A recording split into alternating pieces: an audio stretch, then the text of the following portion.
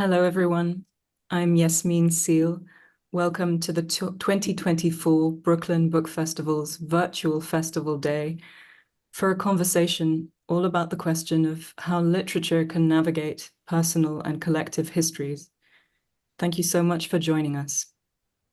We're going to hear from three extraordinary writers, each of whom draws in their work on the histories of particular places, Libya, Sudan, and Palestine, even as those histories are ongoing and painfully unresolved. How can artists begin to metabolize and make sense of the past when it refuses to pass, when it keeps bleeding into the catastrophic present? What, if anything, do writers owe their communities? What is the role of activism in their writing? And what about those more oblique modes that come perhaps more naturally to artists? Rumination and ambivalence and humor.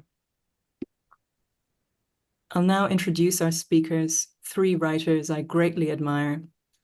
Hisham Matar was born in New York City to Libyan parents. He is the author of the novels In the Country of Men, which was shortlisted for the Man Booker Prize, and Anatomy of a Disappearance.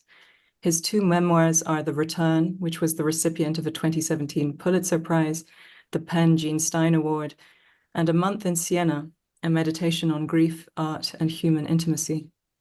His most recent book is the novel My Friends, which has recently won an Orwell Prize and is longlisted for the Booker Prize. Rania Mamoun is a Sudanese activist and a writer of poetry, fiction, and nonfiction. She is the author of Something Evergreen Called Life, a collection of poetry written under lockdown, translated by your humble servant into English, and published by Action Books in 2023. Rania has published two novels in Arabic, Green Flash and Son of the Sun, as well as 13 Months of Sunrise, a short story collection translated by Elizabeth Jaquette and shortlisted for the 2020 Warwick Prize for Women in Translation. In January of this year, she published her second book since coming to the US, A Woman Alone Under the Neem Tree, in Arabic, published by Al-Musawarat Publishing.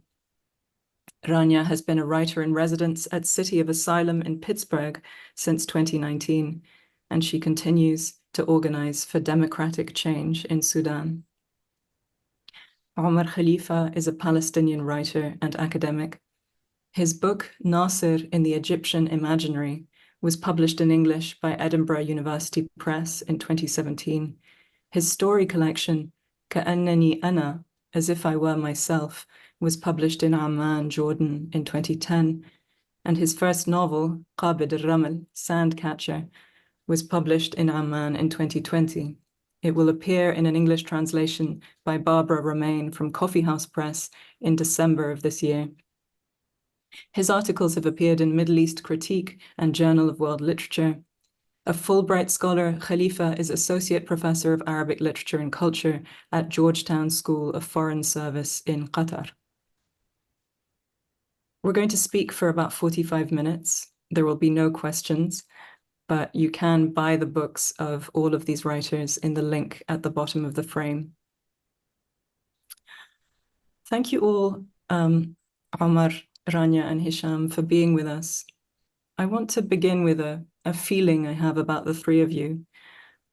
You're all such different and distinctive writers, but something I think might be common to the three of you is that your writing, I think, revolves around and keeps returning to a place, the places I mentioned broadly, Libya, Sudan, and Palestine, which are both real places and places of the mind, places of fantasy, places that have changed and are continuing to change under the pressure of extremely violent forces, so that when you're writing about them, they're only ever partly themselves.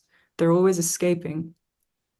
And I feel that each of you is writing into that distance between where you are as writers and these places that you are both from and also in some sense divorced from or cut off from or haunted by.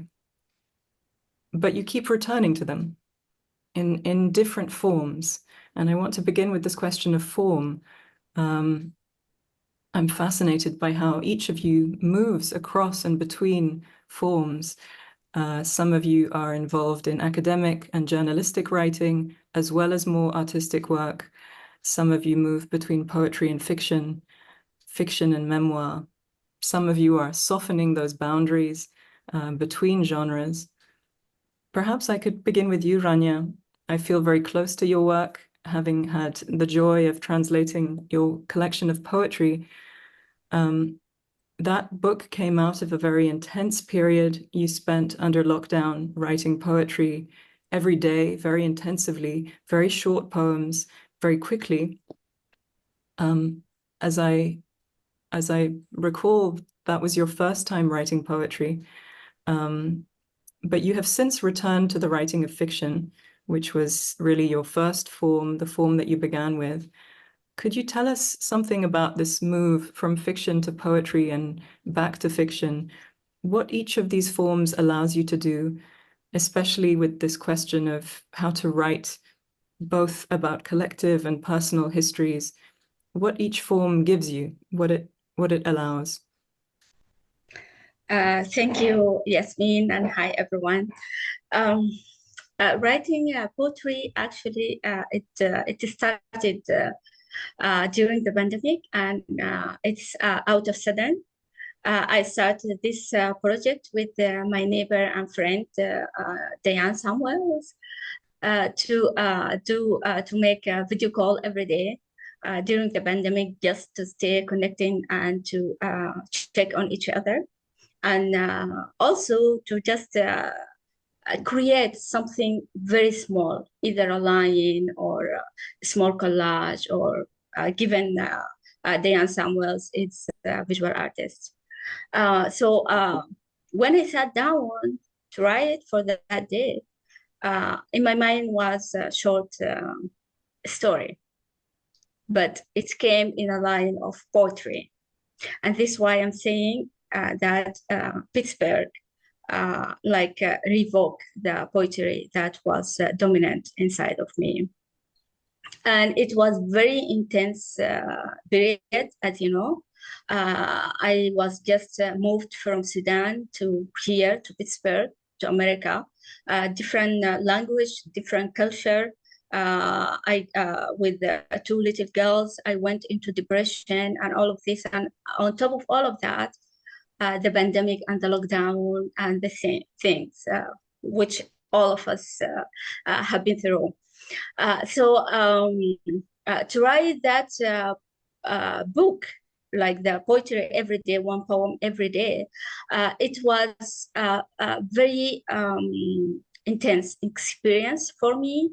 And it led me to discover the land that I just moved from, my homeland, Sudan, and to look at it from afar. And also it helped me to reconnect with myself in a different level. And if we could say, awaken so many memories that I forgot all about it. And it just came into this daily writing experience, every day a poem. So it was quite kind of experience, although all of us, we were going through very difficult times. All around the world, people are grieving, people are scared, people are anxious and everything. But writing poetry, it just grounded me and let me reflect on all of my past life in Sudan, and even predict what to come. So that's what it. And you, Yasmine, did it very beautifully to put this into English and to introduce it to the English readers. Sorry. And now you're back to fiction. Do you think fiction allows you to write more collectively? If poetry was more personal, is that how yes? You? Yeah. Sorry, I'm just interrupting you, but yes, I went back to write fiction because fiction is my first love, as I say. It was my first thing that I write when I wrote on my on our kitchen wall with the chalk when I was 12 years old. And fiction always was the home for me. And it was something that I go outside to write about instead of coming inside to take my things. It is like I'm taking the experiences from outside into me and then reflect it on the paper. It's different than the poetry. It comes from within. To the pages, and yes, of course, when you write or when I'm writing about when I'm writing fiction, I'm writing about others. I'm writing about stories, characters that I might imagine or I witnessed. And that lead me also to just reflect on those experiences and lives and stories and situations that the people in Sudan, because most of my writing so far about characters from Sudan, and it happens the place that taken the place in my stories in Sudan. So yeah, it's quite different. Yeah. This distinction that Rania makes between things that you imagine and things that you witness, in your work, Hisham, I find is sometimes blurred or sometimes softened. Your books move between the novel and the memoir, and sometimes inhabit that zone in between. I've just read your latest novel, My Friends, and I'm still under the spell of it. And one of the details that sticks in my mind is your protagonist, Khaled, has a very life-changing experience as a boy, which is that he hears on the radio a short story being read. And what's so striking about it is that it's a literary work that's read in place of the news, and it's read by the newsreader. And it's a very strange, mysterious short story that doesn't seem to have much to do with the political situation, but it has a very profound effect on the turn that his life takes.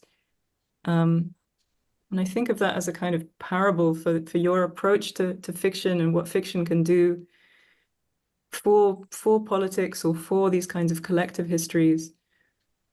What do you feel about these things?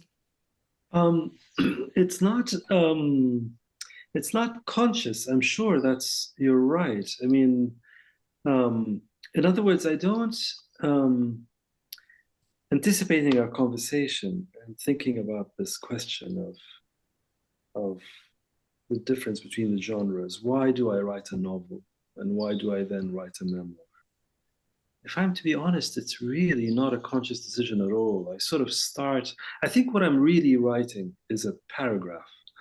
I think that's really what I'm making.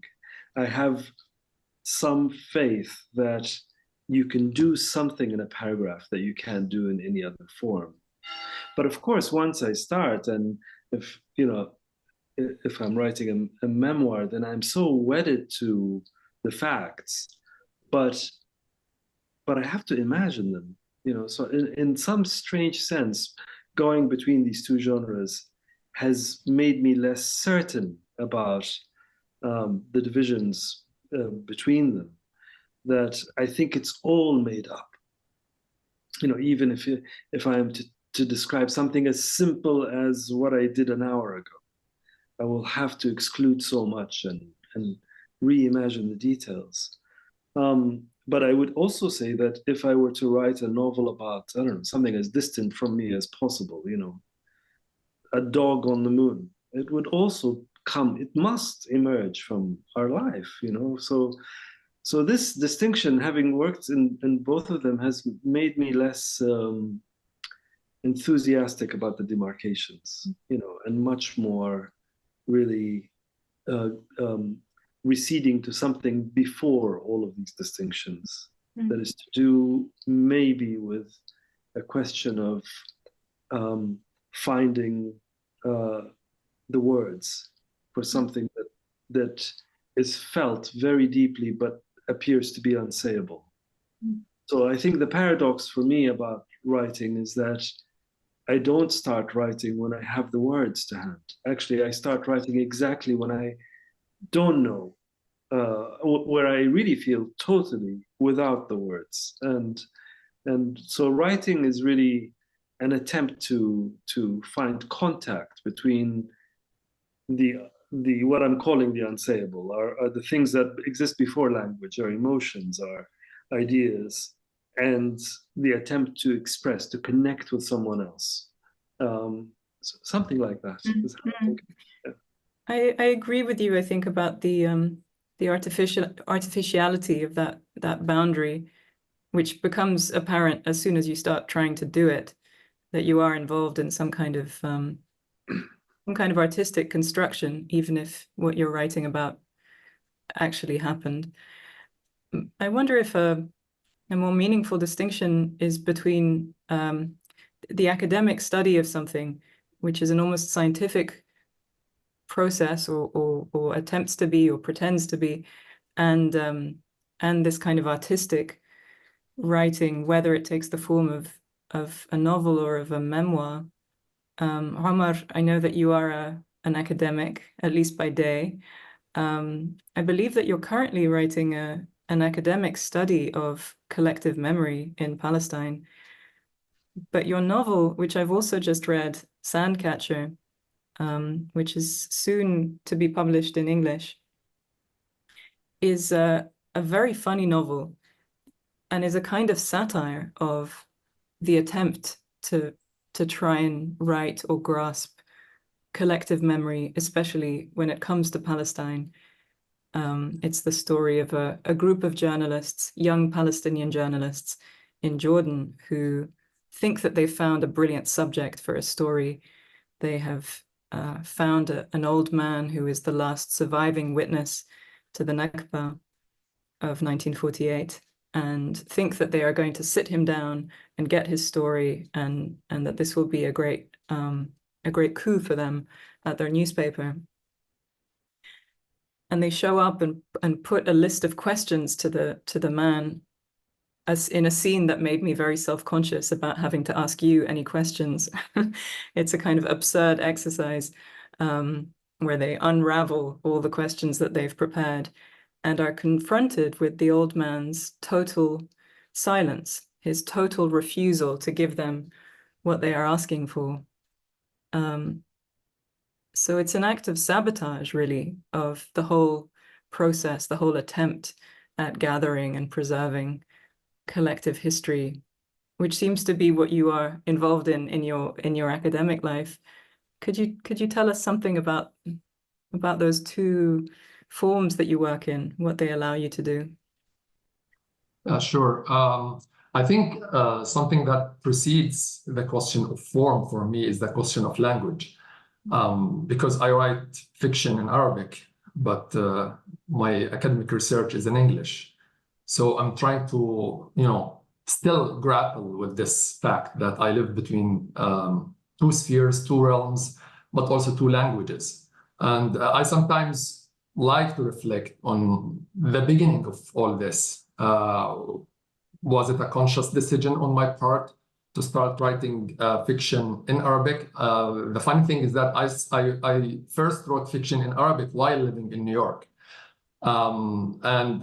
Maybe in retrospect, I can say that this was a decision. I was, in fact, searching for the language. I have a very passionate relationship with Arabic that I think I lack in English. English became, my professional language, my career, if you will.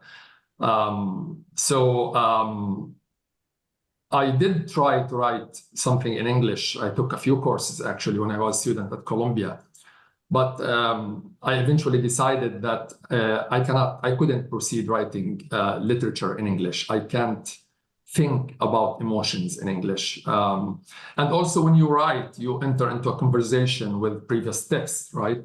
And my relationship with the repertoire, with the Arabic repertoire, far exceeds my relationship with English literature. The non-English, non-Arabic literature that I've read in my life was mainly through translation into Arabic. So I read Latin American literature, Russian literature, mainly in Arabic. So yes, the question then becomes, you enter a relationship that's already defined through language. I don't have a choice here. So Arabic is for literature, and then English is for academia, which is it's I don't want to say it's a completely different exercise. Of course, they overlap, but there are huge differences. I would say, even until this moment, and don't tell this to my employer, I look at literature as a way to escape the pressure of the profession. So now, as you mentioned, I'm engaged in writing in English, writing an academic book about the Nakba and memory studies. But I can't wait to finish, not only because I want to accomplish this, but also because I want to move to the other side of the coin, if you will. I think academic writing is more conservative. Not that there is no room for innovation, of course there is. But, when you write academically, there are certain ways you need to follow. There is the pressure of the reviews, the pressure of the revisions, engaging with countless number of sources. While in creative writing, of course, sometimes it involves research, but I think that you do research, and then at some point you need to unlearn what you researched about. You need to forget. It reminds me of this famous tale from Arabic poetry, Abu Nuwas, when he wanted to teach someone how to write poetry. So he said, go memorize 1,000 poems. And then when you do come back, then he came back and he said, now unlearn it, forget it, and start. You cannot do this in academia. In academia, you're always surrounded with others, other voices. In literature, you need to repress these other voices inside you in order to emerge as a writer. So this is just and I felt this really when I moved from writing the novel to writing about the Nakba. So I'm writing about the Nakba in 2 languages, if you will, 2 forms, different realms. It's a very interesting exercise, very stressful.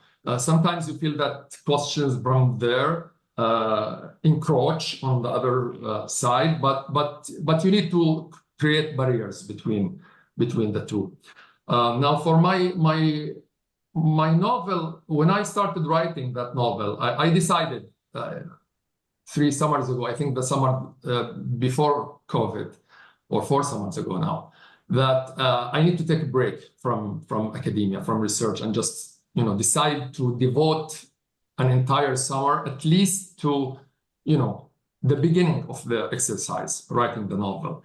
And I just had one idea in my mind, which is that I had this character, an old man, refusing to tell, because usually for most literatures, and I understand where you're coming from, we usually take for granted people's desire to share their memories, and this happens with injured people. The role of memory, the role of remembering. But what if some people don't want to share their lives? They want to keep it. They want to keep it private. They don't want to disclose it. Do these people exist? Can we understand them? Can we empathize with them? And how are they going to be received by other people in the community? So that was the only character, only idea pressing in my mind when I started writing the novel. And then it just emerged. I allowed myself, and I spoke to Arabic for some time, and then the novel emerged. This question of other voices makes me wonder about who you're in conversation with, either in terms of audience, who you imagine your audience to be, if that's a question that comes up, or who you imagine your fellows to be, your you know, in Hisham's terms, your friends. I think that title, My Friends, is such an intriguing one, because your novel revolves around a friendship, particularly the main character and two of his close friends, but it's also about the fellowship of books and the friendship, these close companions that books have been in his life, that have shaped him. And this question that you raise, Omar, of language makes me wonder about that conversation between writers who share a language as opposed to across language.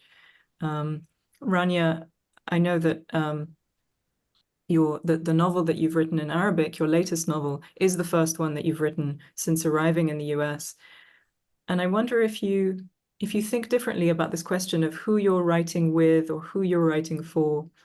Do you feel that you're not now writing to or for an English language audience?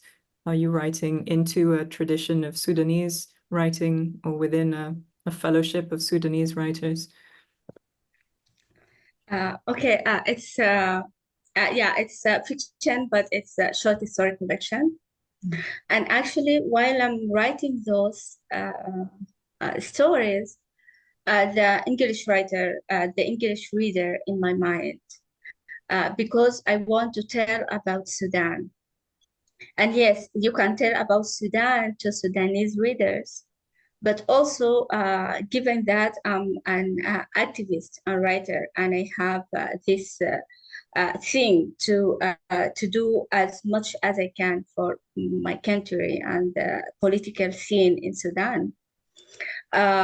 Most of those or many of those stories touches on that base. Like about the situation, and most of the characters, the main characters, are women. And you know the women's situation in Sudan. So I wanted, when I was doing this, like collecting the short stories, to put all of them in a book.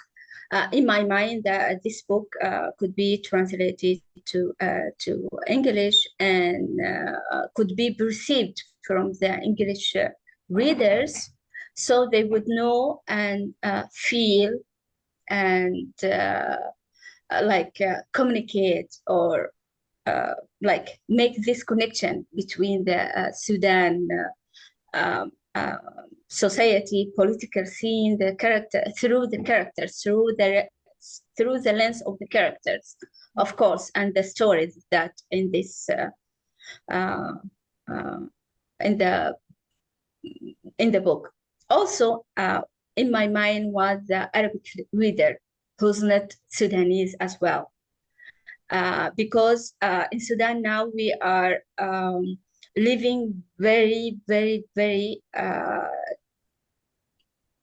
if we can say, catastrophic situation. After we have a great revolution, we had a coup, and now we are going in a war. So, and all of this, many, of course, many people who are interested in knowing about what's going in Africa or this part of the world, aware of this, but the majority, they don't.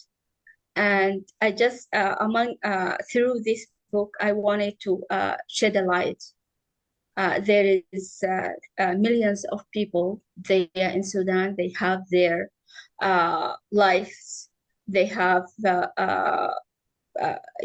have their net worth and everything, and they have their hopes and dreams for good Sudan and for free Sudan, for democratic Sudan, but still they're facing all of this. And you're one of very few Sudanese writers whose work is translated into English. So I know that you have a certain sense of responsibility, and that sometimes weighs on you as an artist.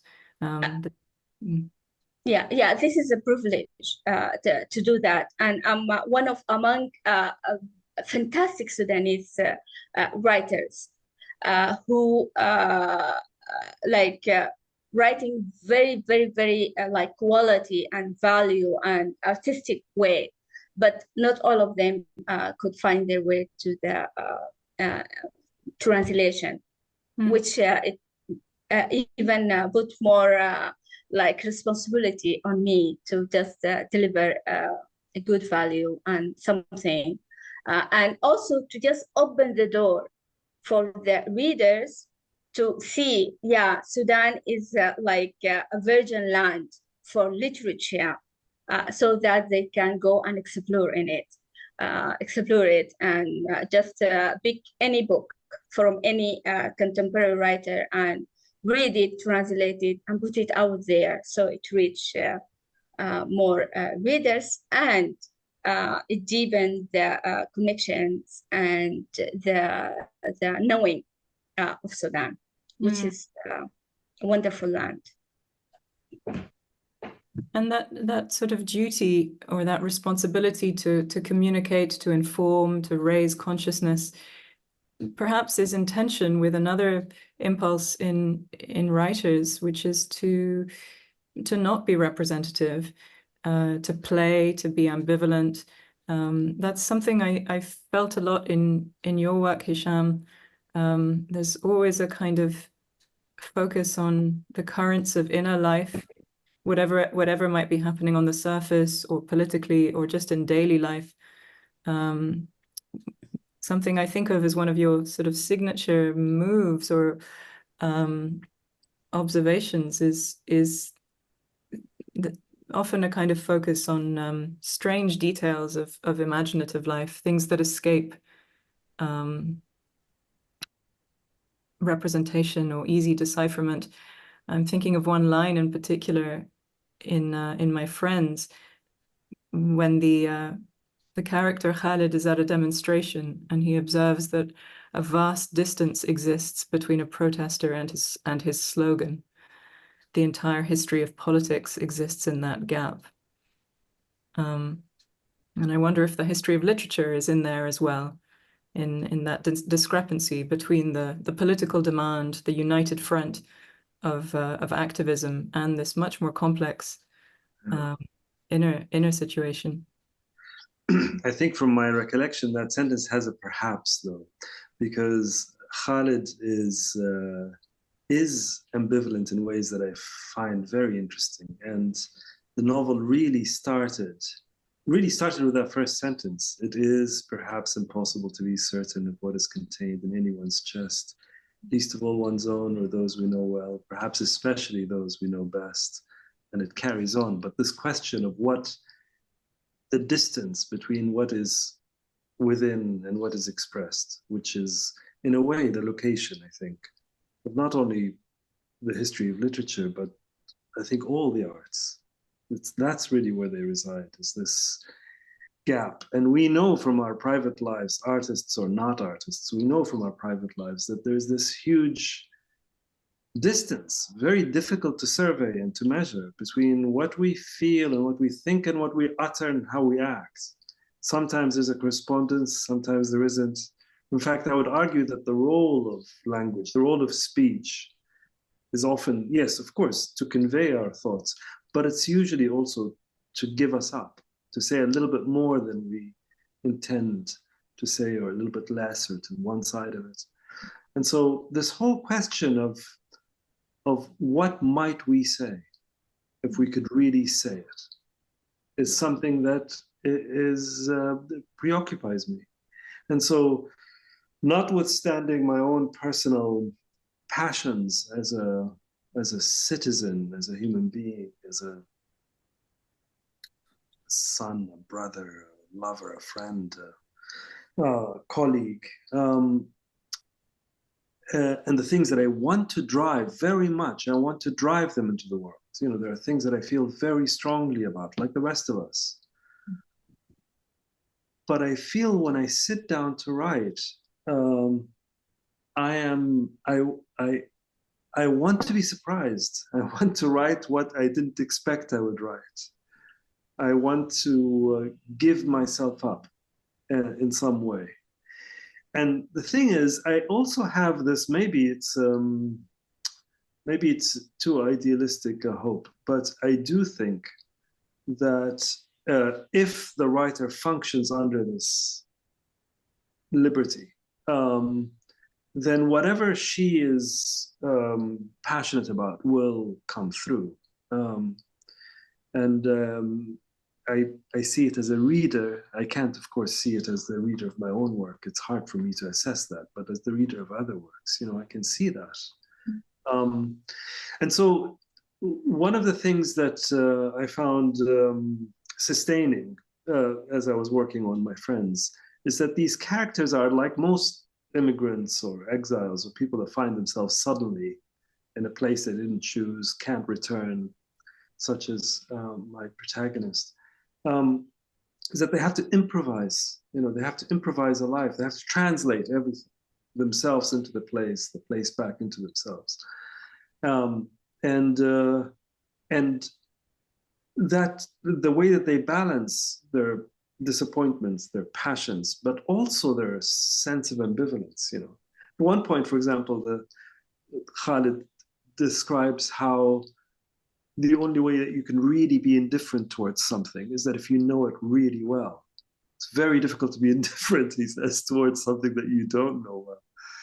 I found so interesting to me as I was thinking about these things. So this question of approximation is something that I do think about a lot as a writer and as a reader.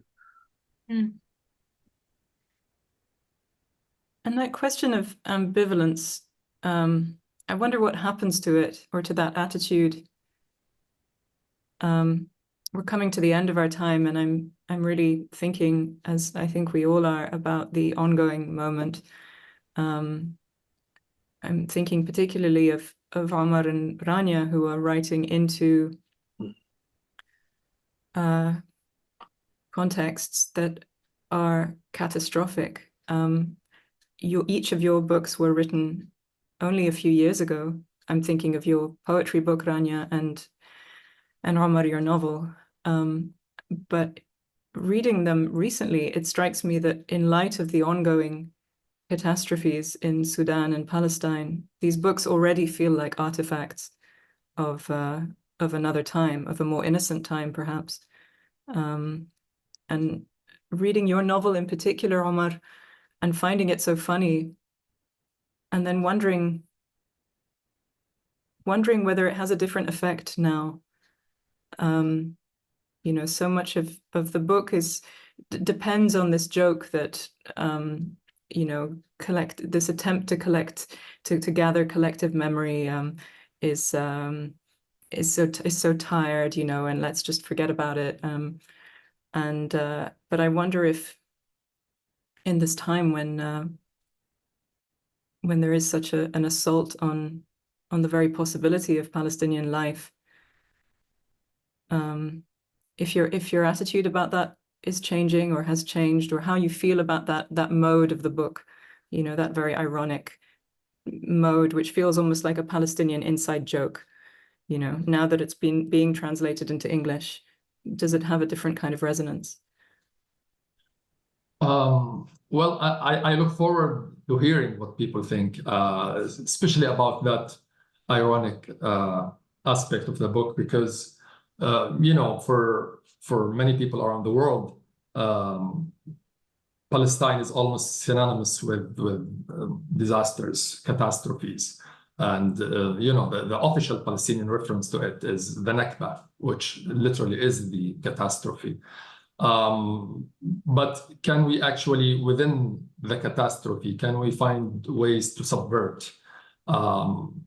Comedy is perhaps another form of tragedy, right? And the Palestinian situation is a situation that almost borders on the surreal. It is a surreal situation.